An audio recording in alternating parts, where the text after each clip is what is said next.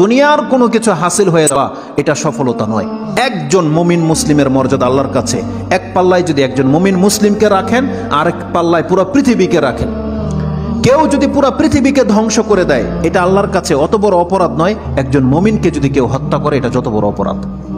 তাহলে একটা মানুষ তাওহীদের উপরে যারা আছে তাদের মান মর্যাদা এত, আল্লাহ বলছেন অতএব তারা যেন দুনিয়ার জন্য নয়, বরং তারা ওই পরকালে জাহান্নাম থেকে মুক্ত হয়ে যাওয়ার সেই রাস্তা যেন তারা অবলম্বন করে। কারণ সেই দিন যাকে জাহান্নাম থেকে শুধু বাঁচানো নয়, দূরে রাখা হবে।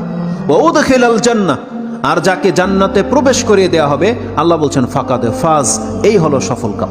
কারণ জান্নাত এমন একটা জায়গা, এটা হচ্ছে চির সুখের জায়গা। একবার শুধু কোনো ব্যক্তিকে জান্নাতে ঢুকিয়ে দিলে জীবনের যত পেরেশানি আছে সব দূর হয়ে যাবে, সব দূর হয়ে যাবে। তাহলে পরকালের ব্যাপারটা হচ্ছে এমন। আল্লাহ বলতেছেন সেই দিন যাকে জান্নাতে ঢুকিয়ে দেওয়া হবে, আল্লাহ বলছেন এই ব্যক্তি হচ্ছে সফল কাম। তাহলে এই সফলতা আসবে কিসে? একমাত্র আপনার ঈমান, তাওহীদ। আপনি আল্লাহকে মেনে নিয়েছেন, আল্লাহর বান্দা, আপনি আল্লাহর সাথে শিরিক করেন না, এমন প্রত্যেকটা ব্যক্তি সেই জান্নাত সে পাবেই পাবে। এটা আল্লাহ ওয়াদা করেছে।